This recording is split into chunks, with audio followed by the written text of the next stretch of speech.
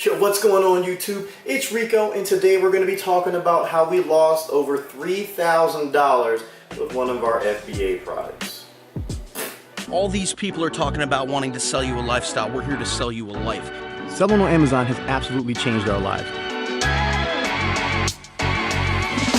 So guys, if you're new to the channel, welcome. My name is Rico. Me and my partner Dan, we talk about all things Amazon, all that good stuff. Amazon FBA, private label drop shipping, all types of e-commerce stuff, man. Make sure that you like, comment, subscribe. Stick around for a little while, man. You may win a PlayStation or two, because we do giveaways all the time. But let's go ahead, let's get right into it and talk about how we lost over $3,000 and how that just was not pretty at all. Yeah, so we lost $3,417 with one of our FBA products. We're gonna go into how that happened and how you guys can avoid the same fate. Because, you know, we were new sellers, we really didn't know too much about this whole FBA thing. But we did what everybody suggests, you know, all these big gurus. So number one, we jumped into a product that had entirely too much competition. Okay, so by too much competition, we mean top-heavy competition. So the first thing that you need to look for, you know, outside of sales, because you guys should be looking for sales, but if a niche has, you know, maybe 10, would say, you know, anywhere from 5 to 10 sellers who are doing the bulk of the selling and have the bulk of the reviews. So if they have multiple hundreds of reviews, even thousands of reviews, it's probably a product that's going to be very, very difficult to break into unless you can provide some insane value. And by insane value, I mean you're practically selling this at breakneck prices. I mean, you're selling it for so cheap that you're almost not making any money, and you're bundling it with something to provide that extra value. So there was one. We jumped in with entirely too much competition. Number two, the sales volume was not there for the other sellers. So, you know, again, that harkens back to, you know, there was just too much competition. You know, the rest of the sellers just were not doing enough volume. Now, you know, we looked, we got the shiny objects, and we're like, oh yeah, man, you know, these guys are making good money. You know, they're doing $20,000 a month. Like the top sellers were all doing 20K plus. 20K plus, no problem. So, you know, we're thinking, all right, we come in, we provide a little bit extra value, blah, blah, blah. Guys, like we got destroyed on this, absolutely destroyed, you know, with this FBA product. Even though we were selling it, we weren't even really making any money with it. So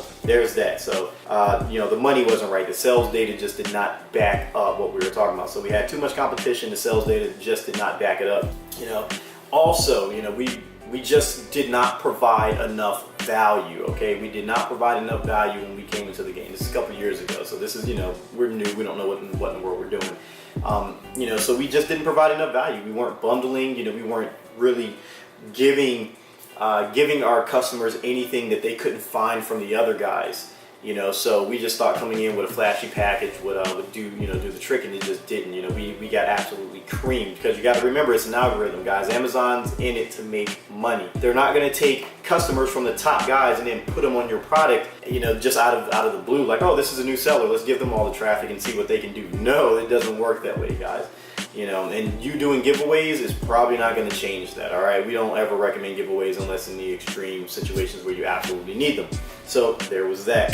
You know, we ended up having to pull that product. So ultimately, we did lose money with this FBA product, but we were making money at the same time with dropshipping. So it was almost like a wash. It's like, all right, you know, we may have lost money with this, but we've made back that money and then some that we've spent, you know, through private label dropshipping. And that's, you know, really where we were like, hey, look, this makes a lot more sense, where we can test all these products and then convert over to FBA. So, you know, it really just helped us overall and just made things a little bit easier. And, you know, I'm so glad that, you know, we decided to jump on that train. You know, it just made perfect sense. You know, we had been selling on Shopify, and, you know, and I had been, you know, selling on Amazon doing this private label dropshipping thing. But of course, you know, the FBA bug bites you in the rear end, and you're like, oh, you know, I'm gonna get on FBA and do this, and it was stupid. You know, instead of looking at the data that was staring us right in the face, you know, we decided to jump on the FBA train. And that's, you know, just generally what everyone does. You know, they see all these videos or take courses and stuff, and they're like, oh yeah, I'm gonna get this FBA product and everything's gonna be great, I'm gonna make a ton of money. And you know, generally it doesn't happen. You know, a lot of products fail because, you know, you're not providing a lot of value. You're stuck in niches where the competition is just extremely, you know, high. You know, the sales data may not be there for that particular product, and you got, you know, 700-800 units, and, you know, the top sellers are only moving like 30, you know, 40 a month.